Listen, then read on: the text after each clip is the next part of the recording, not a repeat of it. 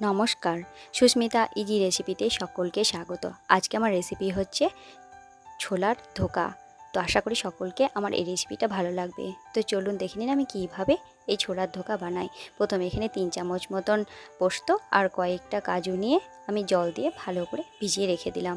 তারপর এখানে 150 গ্রাম মতন ছোলা ডাল, সেটাকে আমি আগের দিন রাত্রে ভিজিয়ে রেখেছিলাম। সেটা একটা মিক্সার গ্রাইন্ডারের মধ্যে নিয়ে নিলাম। ছোলার ডালটা ভালো করে ধুয়ে আর 2টো কাঁচা লঙ্কা আর অল্প একটু আদা কুচি, তারপর ভালো করে পেস্ট করে নিয়ে একটা বড় পাত্রের মধ্যে সেই পেস্টটাকে নিয়ে নিলাম।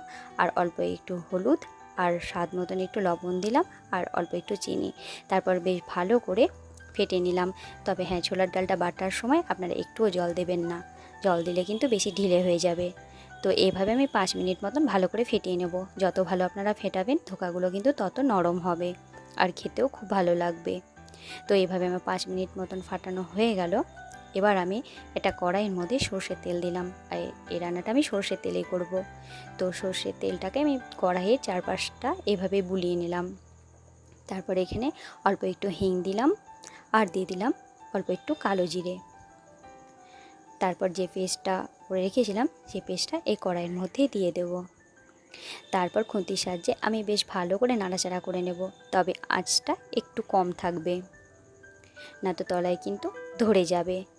তো অল্প আঁচে এইভাবে আমি নাড়তে থাকবো, তবে খুব বেশি নাড়বো না, তাহলে শক্ত হয়ে যাবে।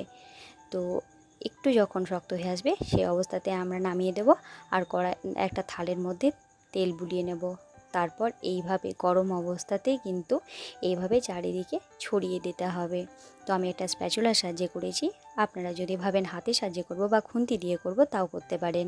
তো আমার কাছে যেহেতু স্প্যাচুলা ছিল তাই আমি এইভাবে চেপে চেপে পুরো থালটা জুড়ে দিয়ে দিলাম। তারপর ঠান্ডা হয়ে আসলে সেটাকে কেটে নেব। কাজু আর পোস্তটা যেটা ভিজিয়ে রেখেছিলাম সেটা আমি পেস্ট করে নিলাম। তারপর দেখুন এখানে ঠান্ডা হয়ে এসছে। এই অবস্থাতে এবার একটা ছুরি দিয়ে আমি কেটে নেব। আপনারা যেমন সাইজে কাটতে পারেন, চারকোনাও কাটতে পারেন আর বরফি আকারেও কাটতে পারেন। আমি এখানে বরফির আকারে কাটলাম, কারণ বরফি আকারে দেখতে বেশি ভালো লাগে। তারপর এইভাবে ছোটো ছোটো করে কেটে নিলাম।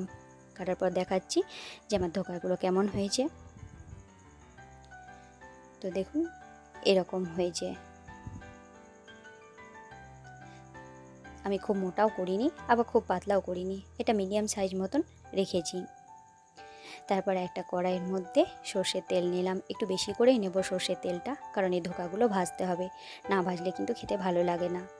একটু লাল লাল হয়ে আসবে যখন, আমি উল্টে পাল্টে ভেজে নেব। দেখুন লাল লাল করে আমি ভেজেছি ধোকাগুলো, আর এতটা পরিমাণে আমার ধোকা হয়েছে। তারপর সেই কড়াইয়ের মধ্যে আবার একটু সর্ষের তেল নিলাম আর নিলাম 5 ফোড়ন আর একটা কাঁচা লঙ্কা, আর দিয়ে দিলাম এখানে কারি পাতা। কারি পাতাটা আপনারা দিতেও পারেন নাও দিতে পারেন, তবে ফোড়ন হিসেবে কারি পাতা কিন্তু খুব ভালো লাগে। তারপর দিয়ে দিলাম একটা ছোটো সাইজের টমেটো কুচি আর দিয়ে দিলাম 1 চামচ হলুদ, হাফ চামচ লবণ যেহেতু আগে লবণ দিয়েছি, আর দিলাম ধনে গুঁড়ো, জিরে গুঁড়ো, দিয়ে দিলাম রঙের জন্য কাশ্মীরি লঙ্কা গুঁড়ো। তারপর একটু নাড়াচাড়া করে নেব। তারপর টমেটোটা নরম হওয়ার জন্য আমি কিছুক্ষণ মতন ঢাকনা দিয়ে ঢেকে রেখে দেব। তারপর 2 মিনিট পর ফিরে আসছি। দেখুন আমার টমেটোগুলো অনেকটাই নরম হয়ে গিয়েছে। এবার আমি যে কাজু আর পোস্তর পেস্টটা ছিল সেটা আমি দিয়ে দিলাম। তারপর ভালো করে আমি কষিয়ে নেব। যতক্ষণ পর্যন্ত মশলা থেকে তেল না ছাড়ছে ততক্ষণ পর্যন্ত কিন্তু আমি কষতেই থাকবো। দেখুন তেলটা ছাড়তে শুরু করে দিয়েছে। রান্নাটা কিন্তু খুব সহজ, আর যে কোনো নিরামিষ দিনে কিন্তু আপনারা তৈরি করে খেতে পারেন। আর নিরামিষ রান্না হিসাবে কিন্তু ছোলার ধোকাটা খেতে খুব ভালো লাগে। তারপর দেখুন এর মধ্যে আমি ওই 1 বাটি মতন জল দিয়ে দিলাম। আপনারা যদি ভাবেন গরম জল দেবো তাতেও কিন্তু খুব ভালো আসে স্বাদটা। তো যখন জলটা ফুটতে শুরু করলো তখন আমি এর মধ্যে যে আগে থেকে ভেজে রাখা আমার ধোকাগুলো ছিল সেগুলো দিয়ে দিলাম। তবে বেশি নাড়াচাড়া করব না, তাহলে ধোকাগুলো কিন্তু ভেঙে যেতে পারে, যেহেতু ধোকাগুলো খুব নরম। তারপর হালকা করে এইভাবে আমি ঢুকিয়ে দেব রসের মধ্যে। তারপর ঢাকনা দিয়ে আমি কিছুক্ষণ মতন ঢেকে দেব। 2 থেকে 3 মিনিট মতন ঢেকে রাখলেই হবে, যাতে ধোকাগুলো এই ঝোল বা রসটা ভালো করে অ্যাবজর্ব করে নেয়। আর অল্প একটু গরম মশলা দেব, কিন্তু গরম মশলা দিয়ে বেশ নাড়াচাড়া করব না, এইভাবে দিয়ে দেবো, কারণ নাড়াচাড়া করতে গেলে ধোকাগুলো ভেঙে যেতে পারে। তারপর 2 থেকে 3 মিনিট মতন ঢাকনা দিয়ে দিলাম। তারপর ঢাকনা খুলে দেখাচ্ছি, দেখুন অনেকটাই রস শুষে নিয়েছে। তারপর ঠান্ডা হয়ে যাওয়ার পর কিন্তু আরও রস টেনে নেবে ধোকাগুলো। তারপর আমি নামাবার আগে 1 চামচ মতন ঘি দিলাম। নিরামিষ রান্নাতে কিন্তু ঘি দিলে খুব ভালো লাগে খেতে। তারপর আর কিন্তু ফোটাবো না, গ্যাসের ফ্লেম অফ করে এবার আপনাদেরকে একটু ঠান্ডা হয়ে যাওয়ার পর আপনাদেরকে পরিবেশন করে দেখাচ্ছি যে আমার ধোকাগুলো কেমন হয়েছে। তো দেখুন একটু ঠান্ডা হয়েছে, কিন্তু পুরোপুরি ঠান্ডা হয়নি।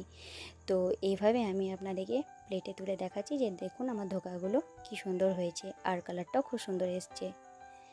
আমার এই ধোকার রেসিপি যদি আপনাদেরকে ভালো লেগে থাকে অবশ্যই আমাকে একটা লাইক করে দেবেন, শেয়ার করবেন, আর আমার পাশে থাকার জন্য আমার চ্যানেলটিকে কিন্তু সাবস্ক্রাইব করে দেবেন।